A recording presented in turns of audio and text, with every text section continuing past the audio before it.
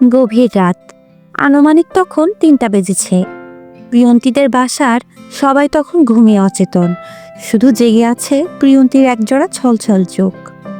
ঘরের সবার কোলাহল থেমে গিয়েছে আগেই, তবু দরজাটা খুলে একবারের মতো ঘরের পরিবেশটা দেখে নিল প্রিয়ন্তী। এরপরেই খাটের নিচে লুকিয়ে রাখা ব্যাগটা বের করে চুপচাপ দরজা খুলে বাসা থেকে বের হয়ে যায় প্রিয়ন্তী। অতঃপর ভোর ৫টার চট্টগ্রাম টু ঢাকার ট্রেনে উঠে পড়ে প্রিয়ন্তী। ট্রেনটা ঝকঝক করে নিজ গতিতে চলছে। প্রিয়ন্তী মাঝ দিকের একটা বগিতে উঠে বসেছে, চাদর গাড়ি দিয়ে বসে থাকে। হঠাৎ প্রিয়ন্তীর ফোনে রিং বাজলো। ফোনটা রিসিভ করলো। ফোনের ওপাশ থেকে কেউ একজন বলতে লাগলো, বের হয়েছেন? হ্যাঁ। ট্রেন কখন ছাড়লো? ১৫ মিনিট আগে। আপনি এখনো সজাগ যে? নামাজ পড়তে উঠেছিলাম, তারপর আর ঘুমাইনি। আচ্ছা রাখি এখন। ওকে, পৌঁছে মিস দিবেন, আর একদম টেনশন নিবেন না, আমি কখনো আপনার ক্ষতি চাই না। প্রিয়ন্তী ফোনটা কেটে দেয়। সকাল হয়ে এসেছে। রাতে মেয়েটা একদম ঘুমায়নি, কেঁদে কেটে একাকার করে ফেলেছে সব। ঘুম পাচ্ছে না প্রিয়ন্তীর। 3 মান্থ এগো কলেজে অ্যাডমিট হয় প্রিয়ন্তী। প্রিয়ন্তী শুধু যে লেখাপড়া বা চেহারাই ভালো ছিল তেমনটি না, অনেক ভালো গান জানতো প্রিয়ন্তী, সেই সাথে নাচও। নতুন ভর্তি হলেও প্রিয়ন্তী ওর ফ্রেন্ডদের রিকোয়েস্টে কলেজের সাংস্কৃতিক অনুষ্ঠানে গান ও নাচে অংশগ্রহণ করে। রাতে খুব জমজমাটভাবে কলেজের অনুষ্ঠান চলতে থাকে। প্রিয়ন্তীকে অনুষ্ঠান শেষে কেউ একজন ডাক দেয়, এই যে শুনুন। জি, আমি অভি। এই এলাকায় আসলাম অনুষ্ঠান দেখতে। দারুণ নাচছেন আপনি। অসাধারণ। জি থ্যাঙ্কস। আপনার নামটা? প্রিয়ন্তী। নামটাও দারুণ, আর আপনি মানুষটাও দারুণ। অভির কথা শুনে প্রিয়ন্তী লজ্জা পায়। মেয়েটি এর আগে কখনো ছেলেদের সামনে দাঁড়িয়ে এত কথা বলেনি। তার উপর নিজের এত প্রশংসা শুনে মোমের মতো গলে যায় ওর নরম মন। আচ্ছা ভাইয়া, আমি এখন আসি। আপনার ফোন নাম্বারটা দেওয়া যাবে মিস? আমি ফোন ব্যবহার করি না। ও আচ্ছা, এটা রেখে দাও, এতে আমার নাম্বার আছে। এই বলে অভি নিজের অফিসিয়াল একটা কার্ড তুলে দেয় প্রিয়ন্তীকে। অভি যথেষ্ট স্মার্ট ছেলে আর ভালো জব করে, সেটা তার কার্ড দেখে কিছুটা বুঝতে পারে প্রিয়ন্তী। হয়তো প্রিয়ন্তীরও অভিকে অনেকটা ভালো লেগে যায়। 2 দিন পরে প্রিয়ন্তী অভিকে ছোট্ট একটা মিস দেয়। অভি সাথে সাথেই কল ব্যাক করে। মিস প্রিয়ন্তী, এতদিন পর মনে পড়লো আমাকে? কিভাবে বুঝলেন মিসটা আমি দিয়েছি? বুঝি তো, মনের টান থাকলে বোঝা যায় সব। তো কেমন আছেন মিস? ভালো। এভাবে শুরু হয় অভি ও প্রিয়ন্তীর প্রেম। অভি মোটামুটি ভালো একটা জব করত, আর প্রিয়ন্তীকে প্রায়ই ভালো রেস্টুরেন্টে নিয়ে খাওয়াতে পারত। তাছাড়া সম্পর্কের 2 দিনের পরেই প্রিয়ন্তীকে ফোন গিফট করেছিল। প্রিয়ন্তী হুট করে লাইফে এত কিছু পেয়ে সবকিছু স্বপ্নের মতো ভাবতে লাগলো। চলতে থাকলো দিন, এগোতে থাকলো ওদের সম্পর্ক। এদিকে প্রিয়ন্তী ফেসবুকে নিয়মিত থাকতো আর নিজের ফিলিংসগুলো সবার সাথে শেয়ার করত। মাঝে মাঝে পরিচিত কয়েকজনের সাথে টুকটাক কথা বলতো। একদিন অচেনা আকাশ নামে কেউ একজন রিকোয়েস্ট পাঠালো প্রিয়ন্তীকে। প্রিয়ন্তী কি ভেবে যেন একসেপ্ট করে রিকোয়েস্টটা। এরপর নিজে মেসেজ করে ছেলেটিকে, কে আপনি? আমি অর্ণব। আপনার প্রোফাইলে চোখের পিকটা দেখে ভালো লাগলো, তাই রিকোয়েস্ট দিয়েছিলাম। ও আচ্ছা, একটা কথা জানতে পারি? জি বলুন। চোখটা কি আপনার? হ্যাঁ, কেন? কিছু না, এমনি। Okay bye. এরপর মাঝে মাঝে দুজনের ভিতর টুকটাক কথা হতো। অভি অবশ্য নিজের ব্যস্ততার কারণে প্রিয়ন্তীর ফেসবুক চালানোর ব্যাপারে তেমন নিষেধ করত না। একসময় ওদের ভিতরেও খুনসুটি ঝগড়া চলতে থাকে। অভি কারণে অকারণে প্রিয়ন্তীর দোষ খুঁজত।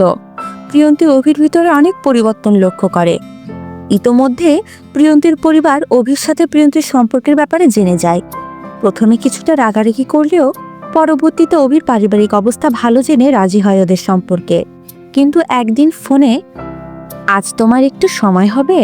না, আজ অনেক ব্যস্ত থাকবো, কিছু বলবে? থাক, এমনি। অভির ব্যস্ততার কথা শুনে প্রিয়ন্তী একাই মার্কেটে চলে যায়। কিন্তু সেখানে হঠাৎ একটা জিনিস দেখে থমকে দাঁড়ায় প্রিয়ন্তী। নিজের চোখকে বিশ্বাস করতে পারে না প্রিয়ন্তী। অভিকে সেখানে আরেকটা মেয়ের সাথে শপিং করতে দেখে। ও হাত ধরে চলছিল দুইজনে। প্রিয়ন্তী দূর থেকেই কল দেয় অভিকে, কোথায় তুমি? অফিসের কাজে অনেক ব্যস্ত, পরে কল দিব। এই বলে অভি কল কেটে দেয়। প্রিয়ন্তী যা বোঝার বুঝে ফেলে। এদিকে বাড়িতে প্রিয়ন্তীকে জিজ্ঞাসা করে অভিকে বিয়ে করবে কিনা, নয়তো আরেকটা ভালো পাত্র আছে, তার সাথে বিয়ে ঠিক করবে। প্রিয়ন্তী অভিকে বিয়ে করবে না জানায়। মানসিকভাবে অনেক ভেঙে পড়ে ও। রাতে ফেসবুকে অচেনা আকাশ নক করে প্রিয়ন্তীকে, কেমন আছেন? কোনো রিপ্লাই দেয় না প্রিয়ন্তী। বিজি, তারপরেও কোনো রিপ্লাই দেয় না। মন খারাপ? প্রিয়ন্তী রোজ অর্ণবের মেসেজ সিন করে রেখে দেয়।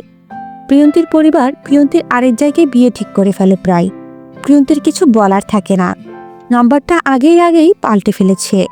অভি প্রিয়ন্তীর সাথে যোগাযোগের চেষ্টা করেছিল 2-1 বার, এখন আর তাও করে না। এদিকে প্রথম ভালোবাসায় হেরে গিয়ে প্রিয়ন্তী সিদ্ধান্ত নেয় বিয়ের আগে সুইসাইড করার। কিছু অবুঝ মেয়েরা হয়তো এমনই হয়, আবেগকে সহজে আটকে রাখতে জানে না এরা। একটু কিছু হলেই নিজের ক্ষতি করার কথা ভাবে। শেষবারের মতো ফেসবুকে ঢুকে প্রিয়ন্তী। হঠাৎ ইচ্ছে হলো অচেনা আকাশ আইডির ছেলেটাকে শেষবারের মতো মেসেজ দেওয়ার। ছেলেটা অধিকাংশ সময়ই অনলাইনে থাকতো আর টুকটাক কবিতা বা গল্প লিখত। চলে যাচ্ছে চিরদিনের জন্য, ভালো থাকবেন। একদম চুপ, উল্টাপাল্টা কোনো কথা বলবেন না। আপনার নাম্বারটা দিন কুইক। সম্ভব না, প্লিজ একবার জাস্ট কিছু কথা বলবো। প্রিয়ন্তী নাম্বার দেয়।